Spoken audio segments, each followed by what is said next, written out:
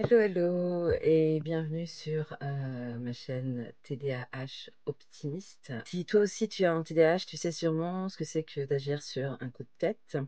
Et bien moi, c'est comme ça que je me suis retrouvée à vivre en Irlande en 2007, suite à des galères personnelles, suite à une énième rupture.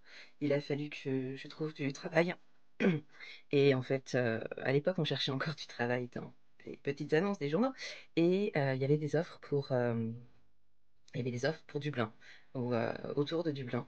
Je connaissais pas du tout l'Irlande. J'avais été en Angleterre, comme beaucoup de jeunes, pendant leur scolarité, mais j'avais jamais été en Irlande. Et je me suis dit, pourquoi pas, en fait. Pourquoi pas? J'ai besoin de changement, j'ai envie de changer d'air. Partir à l'étranger, pourquoi pas? Et donc, un mois plus tard, j'étais dans l'avion. C'est une décision 100% TDAH, dans le sens où c'est quand même une décision qui en soi potentiellement pouvait avoir un impact sur ma vie, que j'ai pris hyper rapidement sans penser vraiment aux conséquences. J'ai fait une valise de 20 kilos et je suis partie, j'avais 24 ans. Et donc voilà, j'habite en Irlande maintenant depuis plus de 10 ans. Au passage, enchantée, moi c'est Mathilde. Euh, Comme beaucoup d'entre vous, j'ai beaucoup galéré avec le TDAH et je galère encore beaucoup. Euh, j'ai 43 ans, je viens d'être diagnostiquée. Le diagnostic vraiment vient de tomber. Euh, et en fait, ça explique tellement de choses. Ça explique tellement de choses. Euh, la procrastination, la difficulté pour pouvoir m'organiser, changer de job de manière très régulière parce que c'est très compliqué de trouver, entre autres, du management avec qui ça passe bien. C'est compliqué de trouver un job qui est stimulant sur du long terme pour pouvoir avoir envie de rester tout simplement. Euh, un syndrome de l'imposteur qui m'habitait énormément. Le résultat pour moi, ça a été plus de 10 ans de dépression. Euh, j'ai commencé à sombrer un peu en dépression. J'avais, je dirais, aux alentours de l'adolescence, 13-14 ans. J'ai été chez un psy pour la première fois à 15 ans. C'est moi qui ai fait la démarche d'aller chez le psy. Vraiment, cette impression de ne pas trouver ma place, d'appartenir à aucun groupe d'amis, euh, à l'école, j'étais pas bête, mais ça m'ennuyait. C'était vraiment un calvaire. Je n'aimais pas du tout l'école. Je souffrais à l'école. J'étais dans une souffrance profonde. Euh, donc, ouais, premier rendez-vous chez le psy, chez la psychologue du lycée à 15 ans, en seconde. Et la psychologue du lycée qui me dit vous êtes un cas trop grave, je vais pas pouvoir vous aider, il faut qu'on convoque vos parents et que vous alliez voir un psychiatre parce que je pense que vous êtes maniaco-dépressive. Forcément, aujourd'hui, je comprends et j'ai compris, il y a heureusement pour moi quelques années que c'était un faux diagnostic, une erreur. J'étais pas maniaco-dépressive, j'étais dépressive. Oui, j'étais en dépression.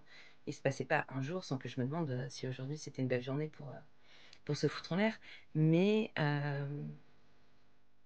bah oui, voilà, ça fait du sens.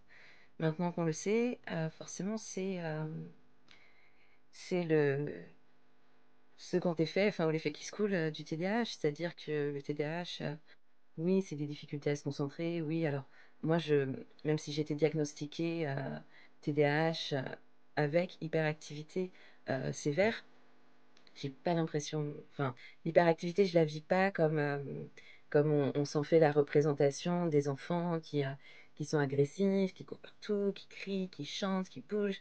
Euh, pour moi, l'hyperactivité, elle est vraiment dans le cerveau, c'est-à-dire que j'ai le cerveau qui s'arrête jamais.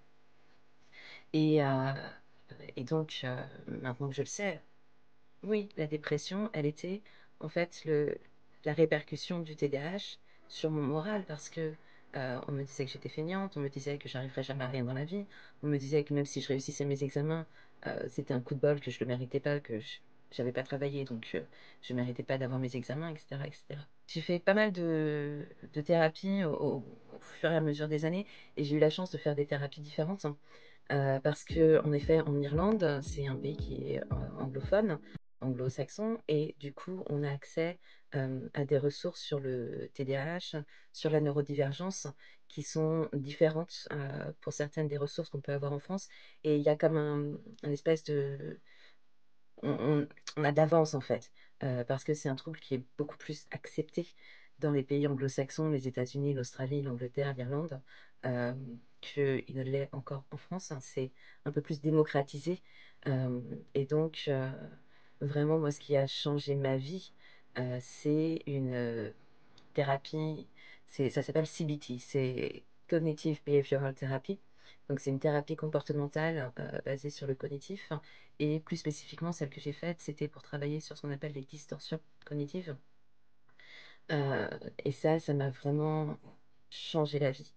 Parce que même si à ce moment-là, il n'y avait toujours pas de diagnostic, c'était en 2007 que j'ai fait cette thérapie, il n'y avait toujours pas de diagnostic posé pour moi du TDAH, ça ne nous a pas empêché quand même de voir que j'avais ce qu'on appelle des distorsions cognitives.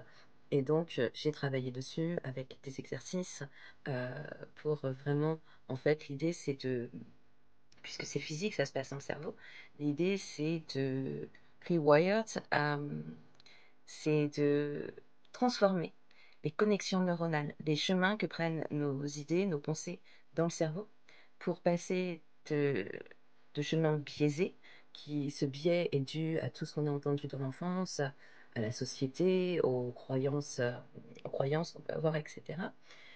Et très rapidement, je pourrais faire une autre vidéo dessus. Si ça vous intéresse, dites-moi si ça vous intéresse d'aller plus loin sur les distorsions cognitives. Je peux vous faire une autre vidéo, mais très rapidement, en fait, ces distorsions, on va les reconnaître notamment quand on a des réactions à des événements, à des situations qui paraissent complètement hallucinantes pour le monde extérieur, mais qui pour nous sont réelles. C'est de la souffrance. Parfois, quelqu'un va annuler un rendez-vous qu'on avait prévu depuis un moment et, et on explose, et la souffrance est réelle. Enfin, je sais pas vous, mais moi, ça me prend aux tripes. J'en ai mal au ventre, j'en ai mal à l'estomac. J'ai vu des fois pleurer pendant des heures au point de vomir. Juste parce que quelqu'un me dit: ah bah je suis désolée pour le café ce soir, ça va pas le faire. Et à ce moment-là, on parle, on a des idées qui nous viennent en tête. C'est toujours comme ça. De toute façon, il annule tout le temps. À chaque fois, c'est pareil. Et puis quand c'est pas lui, c'est les autres. Tout le monde me fait ça. Et en fait, là, attention au vocabulaire qu'on utilise, c'est tout le temps comme ça, c'est toujours pareil, tout le monde. Et ça s'appelle overgeneralization, donc c'est de la surgénéralisation. Et en fait, bah, quand il se passe quelque chose comme ça, on peut reconnaître, pointer du doigt notre réaction en se disant, alors attention, avec le vocabulaire que j'utilise ici, c'est clairement une distorsion. Comment est-ce que j'aurais pu réagir si j'avais été quelqu'un de bien dans mes baskets? Mais si j'avais été quelqu'un de bien dans mes baskets, j'aurais dit, bon, bah ouais, ça m'emmerde. Mais tant pis, c'est pas grave. Il a du boulot, je comprends. Bah, on va remettre ça la semaine prochaine. Moi, je suis dispo. On va se recaler un café. Ah, puis tiens, bah, lui, il est pas disponible. Je sais que ma pote, un tel, souvent, elle fait pas trop grand-chose le soir. Bah, même si on peut pas se faire un café, on va peut-être pouvoir passer une demi-heure au téléphone, se changer les idées. Et à force de faire cet exercice, à chaque fois qu'on a une réaction un peu dure, euh, eh bien, on va réussir avec le temps. Alors moi, ça m'a pris 3 ans. On va réussir avec le temps euh, à changer nos perceptions, à faire évoluer notre schéma de pensée pour réussir à penser plus naturellement, plus simplement, plus positivement. Et ça fait du bien. Ça fait du bien dans quel sens? Clairement, pour moi, ça m'a reboosté ma confiance en moi. J'ai repris un peu d'estime de moi-même, ce qui est pas rien. Ce qui m'a permis d'évoluer vers une position de coach. À l'époque, je travaillais dans un service à la clientèle. J'ai pu évoluer vers un job de coach. Par la suite, j'ai eu des opportunités de job. On m'a proposé d'être responsable d'un petit service client. Avec mon ancien schéma de pensée, j'aurais dit, pouf, j'ai pas les capacités pour ça, j'ai pas la formation, j'ai pas l'expérience, je vais pas y arriver. Et avec ma nouvelle façon de penser, j'ai dit, peut-être que je ne vais pas y arriver. Ce qui est sûr, c'est que si je n'essaye pas, je ne vais pas y arriver. Si j'essaye, je me donne une chance que ça fonctionne. Je suis restée, je sais plus, 7 ou 8 ans dans cette entreprise. Donc, voilà. Le fait de vivre à l'étranger aussi, comme je vous le disais, c'est une force dans le sens où maintenant je suis complètement bilingue. Mon compagnon est irlandais, ma petite fille est irlandaise. Et du coup, avec cette chance d'être bilingue, ça me donne accès à énormément de ressources, puisque comme je vous le disais, dans les pays anglo-saxons, la manière de voir la neurodivergence est différente de la France. Et donc, je regarde énormément de podcasts, de, de vidéos sur YouTube, de neuroscientifiques, de docteurs en neurosciences, etc. Et ça me donne vraiment une vision encourageante et positive. Et c'est quelque chose que j'ai envie de partager avec vous. Si tu as envie d'en savoir plus, si vous voulez que je continue et que je partage d'autres choses avec vous, n'hésite pas à laisser un commentaire, d'accord? Et me dire tout simplement, voilà, de quoi vous avez envie de discuter. Je sais qu'on a l'impression que le TDAH est à la mode en ce moment. Il y a beaucoup de contenu déjà de disponible sur internet. Alors peut-être me dire s'il y a des choses, dans les contenus qui sont déjà disponibles qui vous manquent. Moi, ce que j'ai vraiment envie d'apporter avec cette chaîne, c'est qu'aujourd'hui, je suis bien dans mes baskets, franchement. Je suis comme tout le monde, hein, il y a des jours où c'est plus compliqué que d'autres, mais j'ai été dépressive, vraiment dépressive pendant plus de 10 ans. Je m'en suis sortie. J'ai appris à vivre avec moi-même. Euh, et je pense que être neurodivergent, clairement, c'est relou, c'est chiant. On ne l'a pas demandé et ça nous demande à nous des efforts encore supplémentaires. Ça nous prend de l'énergie encore supplémentaire pour réussir à vivre des choses qui, pour d'autres, paraissent super simples. Mais il y a aussi des avantages à ça. Il y a des points positifs, notamment nos phases d'hyperfocus, d'hyperactivité mentale. Après, la question, c'est qu'est-ce qu'on choisit d'en faire de cet hyperfocus? Alors moi, en ce moment, je choisis de me former sur YouTube. J'apprends énormément de trucs. Et on est des gens avec cette curiosité, avec cette ouverture d'esprit, qui pouvons apprendre énormément de choses. En anglais, on dit think out of the box. On sort des sentiers battus.